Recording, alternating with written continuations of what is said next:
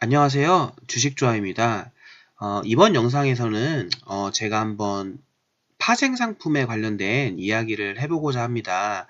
우리가 파생상품이라고 하면은 제가 여기서 말씀드렸던 것처럼 선물이나 옵션 이런 것들을 좀 많이 의미를 합니다.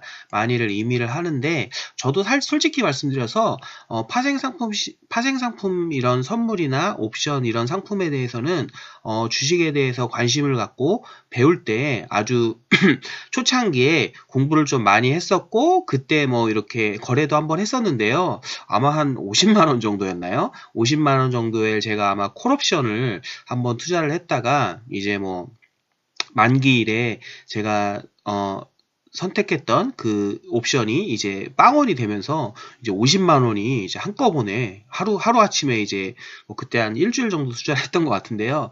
옵션이었던 거가 그게 이제 빵원이 되는 것을 보면서 이제 그냥 투자를 이건 아닌 것 같다 이렇게 접고 이제 하지를 않았습니다. 그래서 이제 사실상 선물 옵션에 대해서는 정확히 알지를 못합니다.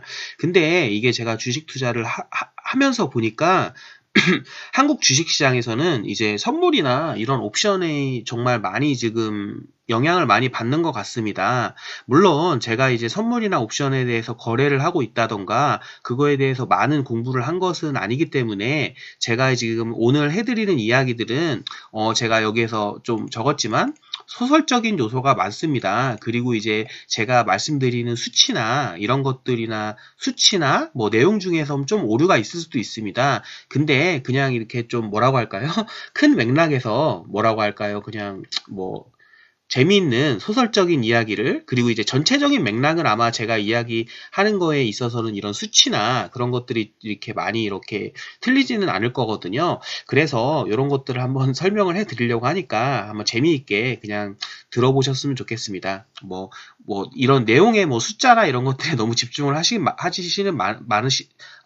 마시고요. 제가 이제 여러분들에게 쉽게 설명을 드리기 위해서 예로 드는 수치들과 값들이기 때문에 그냥 이렇게 돌아가는구나 정도만 아셨으면 좋겠습니다.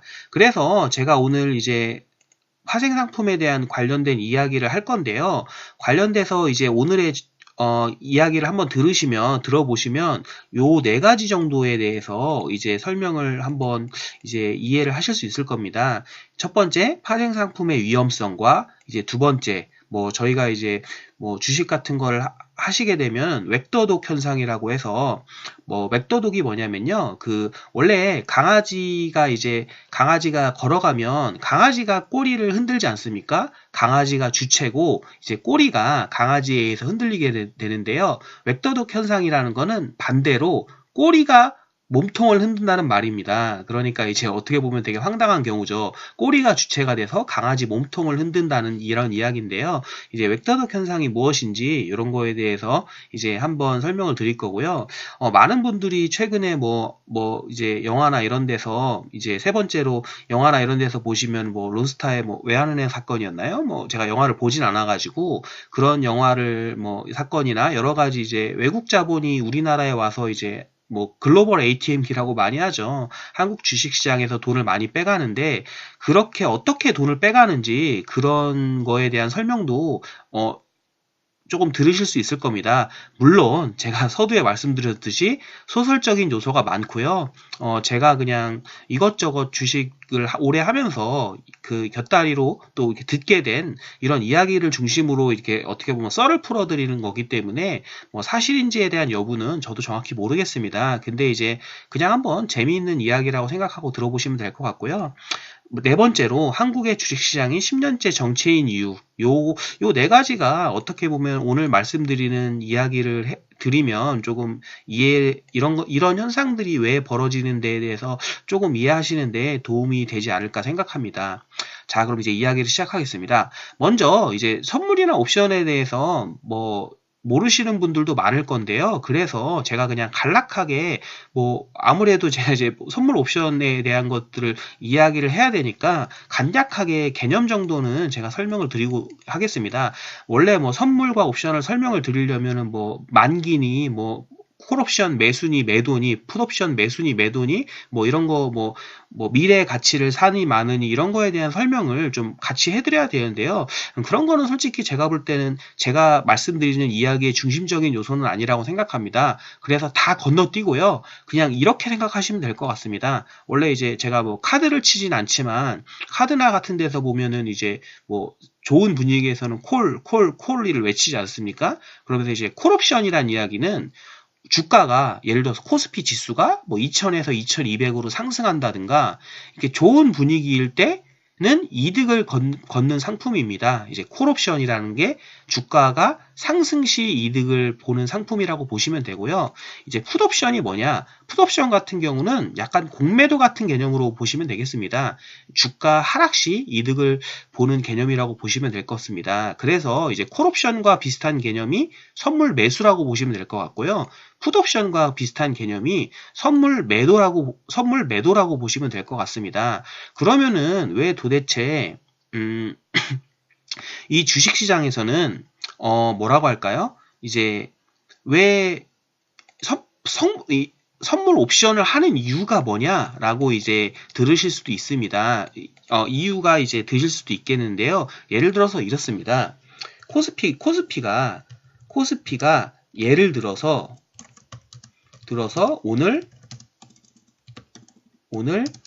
2000에서 뭐 2029로 1%가 상승했다고 한다면 코스피가 예를 들어서 오늘 2000에서 2020으로 1%가 상승했다고 하겠습니다. 그러면은 뭐 예를 들어서 뭐 ELW나 이런 뭐 지수 연계 상품 같은 경우는 뭐 1% 비슷하게 수익이 나겠죠. 근데 예를 들어서 콜옵션이라고 제가 말씀드렸던 상품이 이제 주가가 상승 시 이득을 보는 상품이라고 말씀드렸지 않습니까? 그러면은 콜옵션 같은 경우는 예를 들면 말씀드리는 겁니다. 뭐 30%가 이득이 발생됩니다. 그러니까 한마디로 예를 들어서 이제 지수가 1% 예를 들어서 변동할 때 뭐 이렇게 콜옵션 같은 경우 30%, 또 만기에 따라서 뭐 100%, 50% 이렇게도 변동을 할 수 있는 뭐 간략하게 그렇게 보시면 될 것 같습니다. 그러니까 좀 위험성이 큰 거죠. 예를 들어서 콜옵션이나 풋옵션 이런 것들은 콜옵션은 상승 시 내가 주가나 코스피 지수의 상승을 맞췄을 때 지수가 1% 상승할 때 뭐 되게 뭐 몇십 프로 또는 몇백 프로까지 상승을 볼 수도 있는 거고요. 풋옵션은 반대로 내가 떨어지는데 주가가 하락할 거다라고 베팅을 하게 되는 경우 뭐 예를 들어서 지수가 오늘은 코스피가 2000에서 뭐 예를 들어서 1980까지 1% 떨어질 거다라고 베팅을 하는 경우에 진짜로 1%가 하락을 할 경우에는 1%만 이득을 보는 게 아니라 뭐 20%, 30% 이렇게 이득을 볼 수 있는 한마디로 레버리지가 큰 상품이라고 하겠습니다. 그래서 이런 것들이 이렇게 이제 한마디로 좀 약간은 투기성이 있는 거죠. 투기성이 있어서 이런 것들이 많은 사람들이 하게 됩니다. 단기간에 이렇게 많은 돈을 벌 수 있으니까요. 그러면은 이게 왜 탄생하게 됐을까요? 사실은 이것들은 이런 상품인 겁니다. 예를 들어서 원래 이런 상품이 탄생하게 된 배경은 뭐 실제 뭐 이 이유로 탄생했는지는 모르겠지만 예를 들어서 제가 10억 원어치의 주식을 사놓고 있습니다. 제가 10억 원어치 주식을 사고 있는데 주가가 조금 하락을 할 것 같습니다. 주가가 되게 뭐 악재가 좀 많아가지고 하락을 할 것 같습니다. 근데 뭐 이렇게 단타성 자금이나 이런 것들을 운영하시는 뭐 개미나 이런 것들은 상관없지만 뭐 예를 들어서 저희가 예를 들어서 10억은 상관없죠. 10억 원은 상관없지만 예를 들어서 이게 뭐 10조다. 예를 들어서 10조 원어치 주식을 갖고 있다. 근데 이게 주가가 이제 하락을 할 것 같은데 10조 원어치 주식이 있다고 해서 이거를 다 팔 수가 없지 않습니까? 이런 경우에 저희가 이제 보험이라고 하죠. 보험 상품으로 예를 들어서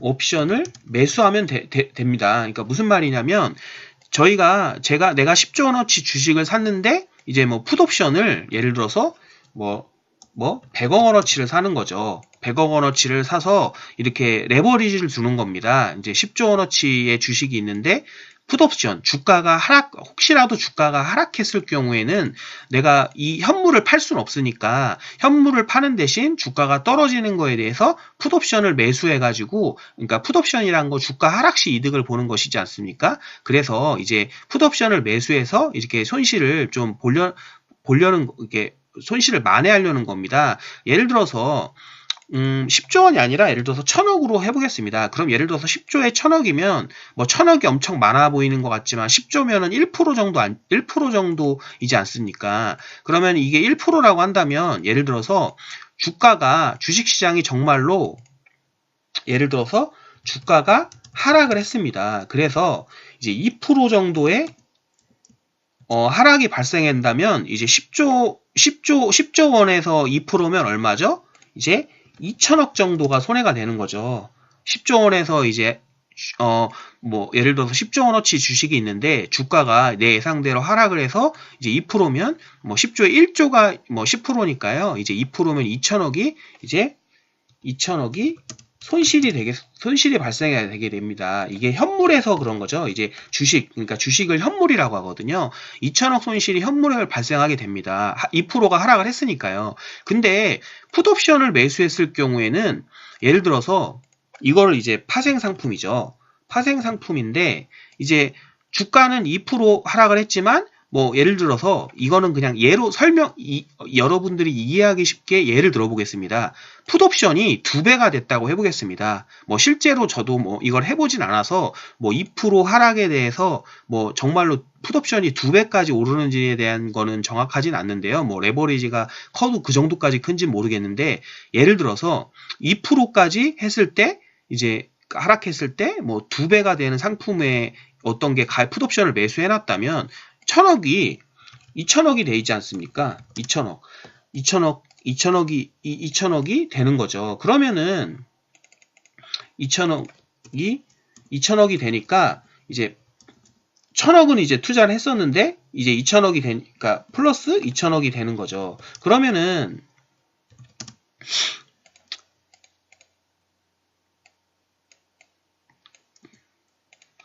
그러니까 요런 식으로 해서 거래가 되는 겁니다. 그러니까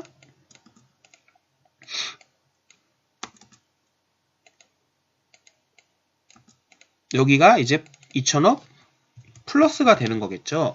그러면은 예를 들어서 뭐 대략적으로 이 손실이 어느 정도 방어가 된다. 원래는 이런 식으로 해서 이제 현물 시장에 대한 그러니까 해지가 이제 방어한다는 개념이거든요.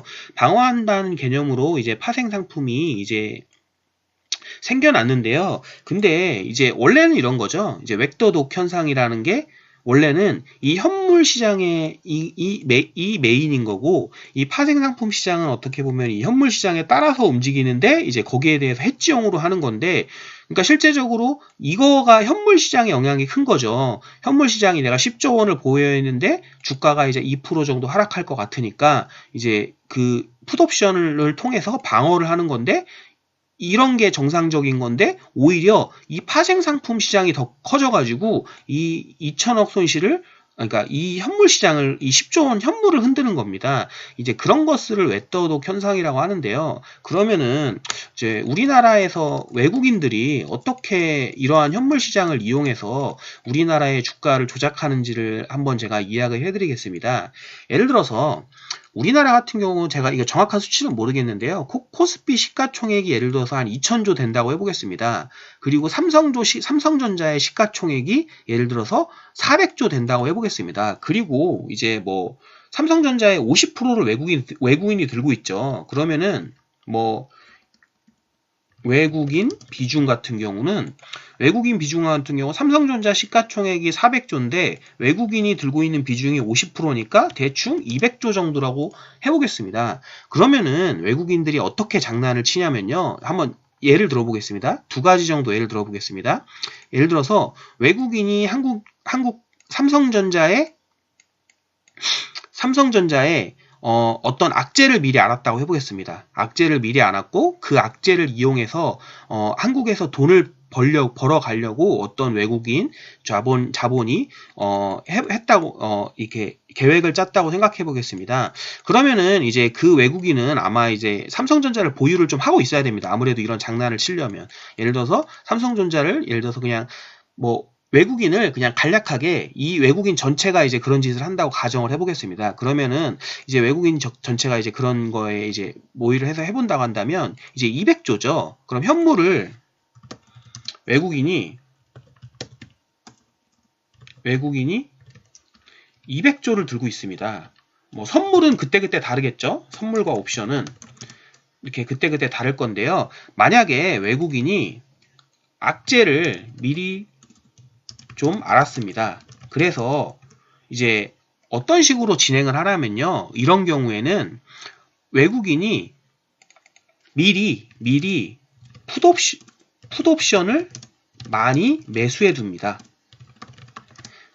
예를 들어서 풋옵션을 2조 정도를 매수를 해놓는다고 하겠습니다. 2조 정도를 풋옵션을 매수를 해놨습니다. 그러면은 이 풋옵션 이 2조는 이제 이 코스피가 떨어지면 이득이 보는 거죠. 제가 말씀드렸던 게 뭐 코스피라고 생각하셔도 되고 뭐 삼성전자의 가치에 대해서 생각하셔도 되는데 편안하게 코스피라고 생각을 하겠습니다. 코스피가 예를 들어서 코스피가 2000에서 하락하면 할수록 이득을 보는 그런 풋옵션을 매수를 했다고 보겠습니다. 풋옵션을 이렇게 매수를 2조 원어치를 해보겠습니다. 이렇게 한 다음에 외국인이 예를 들어서 현물이 지금 200조죠. 근데 200조인데 삼성전자를 들고 있는 게 이제 200조죠. 근데 삼성전자를 하루에 2조 원어치를 던집니다. 던진다는 얘기는 어떤 신문기사나 이런 거를 통해서 2조 원어치를 다 팔아버리는 거죠. 그날에. 가격 이렇게 악재 터트리면서 기사 쓰고 하면서 삼성전자를 하루에 2조 원어치를 던집니다. 근데 여러분들도 다 주식을 해보셨으면 아시겠지만 던진다는 얘기는 밑으로 던진다는 얘기거든요. 주가 하락을 생각해서 떨어지는 거죠. 그러면은 이 사람들이 이 2조 원 같은 경우는 더 자기네 매수 가격이나 원래 평균 가격보다 더 낮은 가격에 어떻게 보면 파는 걸 수도 있죠. 그래서 예를 들어서 한 정말 무지막지하게 던져서 20% 정도 손해를 봤다고 20%로 손해를 보고 던졌다고 하겠습니다. 예를 들어서 5만 원짜리 삼성전자 주식을 원래 5만 원에 샀는데 삼성전자 주식을 막 던져가지고 막 4만 원까지 막 던지고 막 이렇게 해가지고 많이 이게 던지는 거죠. 그래가지고 삼성전자를 막 많이 떨군 다음에 하여간 되게 낮은 가격에 계속 떨어뜨렸다고 해보겠습니다. 그래서 예를 들어서 예를 들어서 2조 원이 이제 1조 예를 들어서 6천억이 됐다고 해보겠습니다. 사실상 한 삼성전자가 한 3%만 떨어져도 엄청 많이 떨어지는데 그냥 이렇게 가정을 해보겠습니다. 그러면은 이제 엄청 많이 손해를 봤다고 해서 그냥 가정을 하는 겁니다. 그럼 2조 원에서 1조 6천억 2조 원에서 1조 6천억까지 2조 원어치 삼성전자 주식을 계속 저가에 던져가지고 내가 2조 원어치 산 삼성전자 주식을 팔고 났더니 이제 남은 돈이 1조 6천억이 된 겁니다. 그러면은 이렇게 하면은 이제 2조 원에서 1조 예를 들어서 5만 원에 산 삼성전자를 4만 원에 계속 4만 원까지 막 던져가지고 이제 1조 6천억밖에 원금을 회수를 못했다고 하면 손해냐? 그게 절대 아닙니다. 삼성전자를 이제 2조 원어치를 사서 다 팔아가지고 삼성전자의 주가를 하락시켜서 1조 6천억까지 떨어뜨렸습니다. 근데 여러분들도 아시다시피 이제 코스피에서 삼성전자가 차지하는 비중이 거의 제가 알기로는 20% 정도가 될 겁니다. 그러면은 삼성전자를 이렇게 무지막지하게 던지면 그때는 무조건 코스피가 떨어질 수밖에 없거든요. 그러면은 삼성전자는 떨어졌고 이제 코스피가 그럼 2000에서 이제 하락을 하겠죠. 그럼 2000에서 하락을 하면은 이 미리 풋옵션을 매수해 둔 게요. 이게 2조짜리가 예를 들어서 50%가 올랐다고 보겠습니다. 이제 2조짜리가 50%가 올렸다고 보면 이거는 3조가 되는 거죠. 그러면 현물은 이제 이게 현물이죠. 현물이고 이게 파생상품이죠. 파생상품이어가지고 예를 들어서 현물은 외국인들이 삼성전자의 주식을 원래 2조 정도의 원금의 매수 평단가는 2조 정도인데 삼성전자를 무지막지하게 던져서 코스피의 하락을 유도하기 위해 손해보고 일부러 던져서 1조 6천억 원에 팔았습니다. 그러면은 4천억 손해가 났죠. 현물에서는요. 현물이 주식이죠. 4천억 손해가 났지만 미리 이런 것들을 이걸 팔기 전에 2조 원 정도를 이제 풋옵션 주가가 코스피가 하락 시 이득을 볼 수 있는 풋옵션 상품에 이렇게 매수를 해놨기 때문에 파생 상품은 뭐 50% 이득 정도가 났다고 하면 이제 3조 정도로 상승을 하게 됩니다. 그러면 여기는 1조를 이득을 보게 되죠. 그러면은 생각을 해보겠습니다. 1조의 이득을 보게 됩니다. 1조의 이득을 보게 됩니다. 그러면은 제가 이걸 말씀드렸는데 삼성전자는 예를 들어서 5만원 하던 게 이날 4만원까지 떨어졌습니다. 좀 이렇게 말도 안 되는 가정이죠. 삼성전자가 뭐 이렇게 20%씩 떨어진다는 그건 말도 안 되지만 그냥 여러분들 이해를 쉽게 하기 위해 설명을 드리는 겁니다. 5만원에서 4만원까지 떨어졌으면 예를 들어서 2조로 1조 6천억까지 현금은 내가 가지고 있는 현금은 삼성전자를 원래 2조 원어치 샀는데 1조 6천억 이제 팔고 나서 1조 6천억밖에 안 남았죠. 4천억을 손해를 봤는데 파생상품으로 이미 1조의 이득을 봤습니다. 그러면은 이미 요 거래로 6천억 원의 이득을 본 겁니다. 6천억 원의 이득을 봤는데 더 재미있는 게 뭐냐면 이 6천억 이득 본 걸로 삼성전자를 다시 사면 나는 원래 5만원에 샀었는데 이제 4만원까지 내가 지금 떨궜지만 어쨌든 떨어졌지 않습니까? 그럼 이 6천억으로 이거는 지금 이제 번 돈이죠. 6천억 번 돈으로 삼성전자를 다시 사면 삼성전자의 비중은 처음보다 더 커지는 거죠. 그러니까 이런 식으로 해서 외국인들이 정말 장난을 많이 칩니다.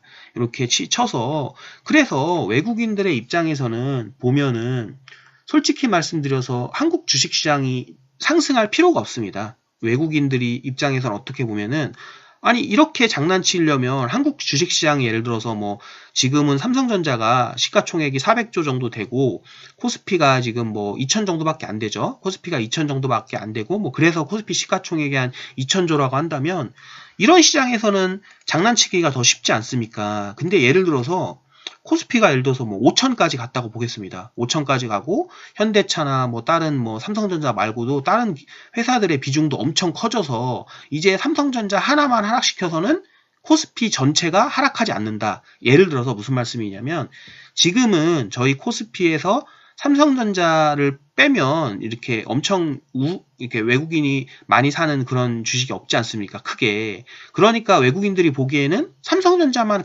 자꾸 사고 팔고 하면은 코스피 전체 주가 지수를 움직이기가 쉬운 거죠. 그러니까 그냥 이런 짓거리만 많이 하게 되면은 그냥 버는 겁니다. 이런 거 뭐 1년에 한 번씩만 해도 6천억씩 버는 거죠. 뭐 6천억 1조 뭐 이렇게 버는 거죠. 그러니까 외국인들의 입장에서는 한국 주식시장에서 뭐 이렇게 상승을 할 필요가 없는 거죠. 그냥 이렇게 따먹게 하면 되는데요.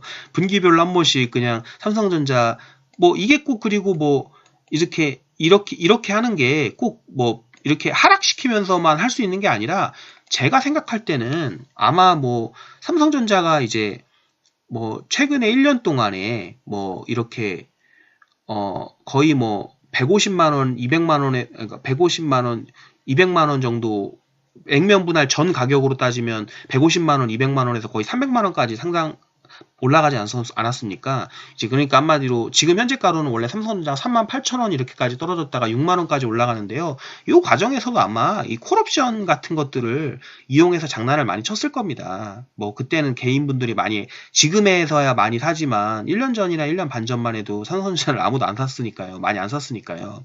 그러니까 이게 한마디로 오를 때는 콜옵션 갖고 장난치고 내려갈 때는 풋옵션 갖고 장난치고 또 풋옵션에서 장난친 가격으로 내가 삼성전자의 주가를 떨어뜨려 가지고 풋옵션으로 이득을 얻고 그리고 그 풋옵션으로 얻은 이익을 내가 더 삼성전자를 싸게 떨어뜨렸는데 그 삼성전자를 또 싸게 사는 거죠. 이걸로 이제 계속 반복하면 그냥 단타치고 이렇게 하는 개미들이나 이런 분들은 계속해서 아무 이유도 모르고 계속해서 손실을 보는 거고, 샀다 팔았다 하면서 손실을 보는 거고, 외국인들은 이런 과정에서 이렇게 6천억 이득 봐서, 이렇게 6천억 선물로 이득 봐서 삼성전자 4만 원 됐을 때 또 지분 늘리고, 또 이렇게 해서 지분 늘리고, 이런 걸 계속을 반복하게 되면 우리나라 같은 경우 이제 10년 동안 그냥 개인들은 계속해서 이렇게 돈 들어와서 잃고, 외국인들은 계속해서 이렇게 하면서 돈 벌어가면서 외국인의 지분을 공짜로 늘리는 거죠. 이런 식으로 하면은 뭐 우리 얘네는 추가 돈을 투입하지 않고도 이렇지 않습니까? 예를 들어서 요 200조만 그냥 들고 있다가 요 200조만 그냥 들고 있고 더 이상 외국인들이 이제 본국에서 자기네 외국인 한국 주식시장에 돈을 가져오지 않는 거죠. 그냥 200조 갖고 있는 거 2조 팔아서 6천억 벌어서 이게 사고, 또 2조 팔아서 6천억 벌고 이렇게 사고, 이렇게 계속 이렇게 몇 번 하면은 나는 이제 옛날에 200조도 아니겠죠. 처음에는 한 2, 30조 들고 왔겠죠, 우리나라에. 요거 갖고 계속 이렇게 장난치면은 그냥 코스피는 계속 이제 그냥 이렇게 뭐 안 오르겠죠. 당연히 이렇게 하려면 당연히 덩치가 커지면 자기네들이 이거 하는데 이제 돈이 많이 드니까 이렇게 해가지고 계속 지분만 늘리는 겁니다. 지분만 늘리다가 이렇게 지분만 한 10년, 10년, 12년째 늘리다가 이제 이러니까 어떻습니까? 지금 뭐 솔직히 코스피나 코스닥 이런 것들이 10년 정도 계속해서 횡보를 하니까 아무도 이제 주식시장에 뭐 미련 없고 뭐 예를 들어서 제가 블로그나 유튜브에 말씀드리지만 아니 말이 안 된다. 솔직히 저도 미국 주식을 해봤지만 뭐 애플이나 뭐 이런 거 비교했을 때 아무리 뭐 남북한 이슈가 있고 그래도 코스피가 그래도 저는 개인적으로 한 3, 4천은 가야 된다고 생각을 하거든요. 뭐 그게 뭐 그러니까 정말 뭐 미국 정도의 가치를 쳐주지 않더라도 뭐 신흥국이나 뭐 대만이 하다못해 근처에 대만이나 뭐 이런 정도의 퍼밸류 정도만 시장 가치만 쳐준다고 해도 3, 4천 정도는 가야 된다고 생각합니다. 근데 이제 이런 식으로 장난을 치니까 안 오른 거죠. 그러면은 이게 계속 안 오를 거냐? 전 제 생각은 아닙니다. 제가 볼 때는 뭐 원래 제가 볼 때는 이렇게 아무리 이제 가치가 있는 것도 이게 어떻게 보면 주식시장의 매력이기도 하는데요. 되게 막 이렇게 아무도 이렇게 되게 원석 다이아몬드도 쟤 뭐 다이아몬드 가짜다 짜가다 뭐가 묻어 있다 이렇게 해서 뭐 5년 10년은 뭐 제가 볼 때는 원래 10년도 무리 같은데 하여간 한국 주식시장의 이런 특성 때문에 한 10년 정도는 계속해서 그냥 이렇게 뭐라고 하죠? 저평가로 이렇게 돼 있었는데 결국에는 이제 외국인들이나 이런 뭐 한국의 큰 손들이라든가 이런 분들도 이제 언젠가는 이제 들어올 겁니다. 그게 뭐 앞으로 2년 후일지 3년 후일지 5년 후일지는 아무도 모르죠. 그러면은 외국인들은 요렇게 해서 지분은 이미 늘릴 대로 늘려놨고 이제 뭐 아시는 분들은 모르겠지만 제가 알기로는 코스피의 외국인 비중이 지금 최근 들어서 코스피 전체에서 외국인 비중이 40% 정도로까지 이제 올랐다고 하거든요. 한때 뭐 33, 4%, 5% 이렇게까지 떨어졌던 게 뭐 이런 짓 하면서 그냥 지분 늘린 거죠. 그리고서는 이제 뭐 이렇게 지분 충분히 늘린 다음에 코스피가 뭐 3천, 4천 이렇게 올려놓은 다음에 뭐 아마 그러실 거예요. 뭐 코스피 3천, 4천 가도 3천, 4천이 실제로 만약에 이제 간다고 하면은 외국인 이제 여러분들도 아마 이제 안 사시겠죠. 야 이거 코스피가 너무 높았다. 이거는 고평가다. 그러면 아마 그때 가서는 외국인은 아마 저는 이제 3천, 4천 정도가 적당하다고 생각하는데 거기서 아마 5천, 6천까지 올릴 겁니다. 제가 왜 말씀을 드리냐면 저는 개인적으로 삼성전자 같은 경우는 미래 가치를 이제 5년, 10년 후에 미래 가치를 보면은 더 이제 상승할 수 있다고 생각하는데 개인적으로는 삼성전자 같은 경우 지금 6만 원 가격은 뭐 내년 실적이 엄청나게 좋으면 모르겠지만 약간 고평가라고 생각을 되거든요. 근데 되게 웃긴 게 여러분들 삼성전자 제가 1년 반, 1년 전에 느낄 때 한 4만 원 이럴 때도 안 샀거든요. 이제 주변 분들한테 야 삼성전자 우 사면 지금 3만 원 초반대 삼성전자 우 지금 사면 배당률이 4%다. 이런 기회가 어딨냐라고 해서 주변에 많이 얘기를 했는데 그때 다 안 사다가 주변에 요새 막 보시면 유튜브에 보시면은 뭐 다 삼성전자로 도배되고 막 삼성전자 샀더는 뭐 이런 거 인증하고 그러지 않습니까? 그럽니다. 원래 그러니까 3만 원대 안 사고 4만 원대 이제 3만 원대는 아무도 안 사고 4만 원, 5만 원대 되면은 4만 원, 5만 원 되면은 이제 의심을 갖죠. 의심을 갖다가 이제 6만 원 되면 이제 지금 6만 원이지 않습니까? 그럼 지금 다 이제 유튜브나 블로그 이러면 삼성전자 더 간다 이러거든요. 제가 말씀드리고 싶은 말은 뭐라고 할까요? 삼성전자가 지금 나쁘다는 게 아니라요. 진입 시점을 말씀드리는 겁니다. 3만 원대만 해도 삼성전자 막 이렇게 안 좋다 이렇게 보시던 분들이 이제 2018년에 한 해 실적 6천 EPS 6,000원 나왔는데 그때 그거 너무 거품이었다. 이제 하락하니까 난리 났었죠. 일본 이렇게 해서 하니까 난리 나서 그래서 38,000원까지 하락한 거 아닙니까? 삼성전자 우 같은 경우 29,000원, 8,000원까지 하락했고요. 이제 그러다가 이제 4만 원 정도까지 가니까 이제 4만 원, 5만 원대까지도 그냥 약간 애매하죠. 이거 들어가야 되나? 이거 너무 오른 것 같은데 얼마 전까지 3만 원이었는데 이렇게 안 들어갑니다. 이렇게 안 들어가다가 이제 6만 원까지 올라왔죠. 근데 지금 6만 원이니까 제 주변에서 제 지인분들도 삼성전자 사야 되지 않냐 이러고 문의도 하고 막 그러거든요. 저는 개인적으로 사도 괜찮다고 생각을 하는데요. 장기적으로 봤을 때는. 근데 이제 외국인들은 이제 근데 좀 웃기죠. 4만 원대 내가 얘기하고 3만 원대 얘기할 때 샀어도 괜찮을 것 같은데 아무튼 그렇습니다. 이제 이런 것처럼 제가 생각할 때는 코스피도 그러겠죠. 코스피도 예를 들어서 이렇게 해서 코스피가 예를 들어서 3,000, 4,000 간다.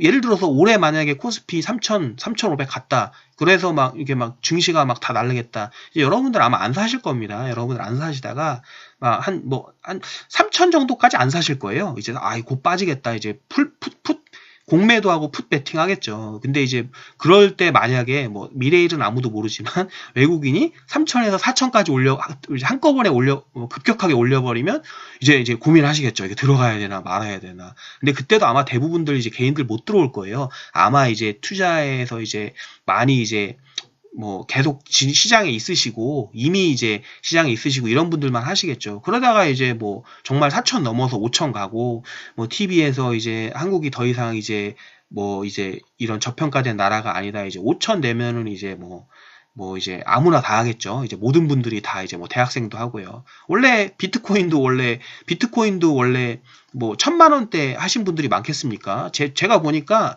비트코인도 보니까 1,500만 원, 2,000만 원대 들어오신 분들이 제일 많더라고요. 그러니까 그렇게 되는 겁니다. 그래서 제가 볼 때는 이런 식으로 해서 제가 오늘 제가 알고 있는 이런 것들을 설명을 드렸습니다. 외국인들이 돈을 빼가는 방법이나 한국의 주식시장의 10년째 정체인 이유 이런 것들을 드렸습니다. 개인적으로 마무리로 좀 말씀을 드리면요. 저는 개인적으로 참 우리나라의 연기금과 그 기관이나 이런 것들이 참 그러니까 뭐라고 하죠? 증권사나 이런 사람들이 참 나쁜 사람들이라고 생각을 합니다. 개인적으로. 왜냐면 이게 국부 유출이거든요, 솔직히. 이게, 솔직히 제가 서두에도 말씀드렸지만, 제가 이렇게 말씀드리는 이야기는 소설적인 요소가 많고요. 저도 이제 다른 고수 블로그 분들이나 고수 하시는 분들의 주식 투자를 오래 하셨던 분들이 이렇게 말씀을 해주시고, 제가 경험한 것들을 가지고 그냥 여러분들한테 풀어서 말씀을 드리는 겁니다. 그래서, 정말 사실인지 진짜인지는 모르겠습니다. 근데 저는 어느 정도는 좀 이런 것들이 사실이라고 생각을 합니다. 근데 저는 개인적으로 이렇게 생각을 합니다. 이제 어느 정도 이런 것들이 보이거든요. 이런 것들이 왜냐면은 이렇게 작업을 2조씩 치고 제가 말씀은 안 드렸지만 이런 콜옵션과 풋옵션은 만기일이라는 게 있습니다. 그러니까 디데이가 있는 거죠. 디데이가 있어가지고 그날 보통 그날이나 그 전날 이게 기미가 보입니다. 이렇게 물량을 제가 말씀드렸지만 한꺼번에 던지고 이러거든요. 그러면은 저는 정말 이렇게 좀 그런 게 우리나라 연기금이나 제가 이걸 무식해서 하는 말씀이 있는데요. 그게 이제 어떻게 보면 시장을 조작하고 그런 거여서 안 되는 걸 수도 있는데 저는 이렇게 해서 장난질을 쳐서 6천억씩 이렇게 돈을 빼가고 몇 조 원씩 우리나라의 국부를 빼가고 하면 연기금이나 우리나라 기관들이 이런 것들은 외국인들에서 이렇게 하면 장난질을 못 치게 막아야 된다고 생각하는 거거든요. 예를 들어서 이런 겁니다. 2조에서 1조 6천원까지 삼성전자를 예를 들어서 던져가지고 미리 풋옵션을 2조를 매도해놓고 2조 원을 매도해놓고 이렇게 이득을 보려고 작업을 해놨지 않습니까? 근데 연기금이 만약에 외국인들이 아무리 우리나라에 200조씩 투자하고 비중이 많다고 해도 제가 말씀드린 것처럼 코스피의 대부분의 외국인의 비중 40% 정도밖에 안 됩니다. 아마 우리나라 연기금이랑 기관들 돈이랑 이런 거 합치면 뭐 그 정도 될 거거든요.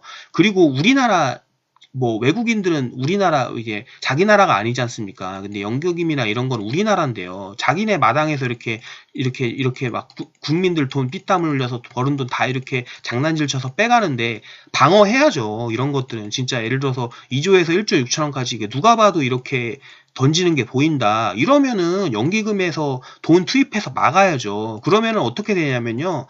2조에서 1조 6천억 되지 않습니까? 대조 6천억 되면은 이제 외국인들이 이게 풋옵션이란 거는 이거는 만약에 이렇게 해서 삼성전자 2조에서 1조 6천억까지 이렇게 던져가지고 4천억 손해보고 끝날 줄 알았는데 만약에 외국인이 연극임이 이 물량을 다 받아버리잖아요. 그러면은 이게 풋옵션이 2조에서 3조까지 이제 손해를 보는 거, 그러니까 이득도 많이 보지만 손해도 많이 봅니다. 이렇게 되면 제가 볼 때는 풋옵션 이렇게 해서 하면 아마 반토막도 더 날 거예요. 근데 이렇게 해서 만약에 반토막이 난다. 이 물량을 만약에 이것들을 연기금에서 이거 장난치는 거다. 이거 한국에서 이렇게 못하게 한다. 지수 방어를 위해서 이 물량을 다 받아버리고 올려버리잖아요. 올려버리면 2조에서 1조 이거 1조 되는 거고 그럼 여기서 4천억 손해 여기서 1조 손해예요. 그러면 한순간에 1조 4천억이 날아가는 겁니다.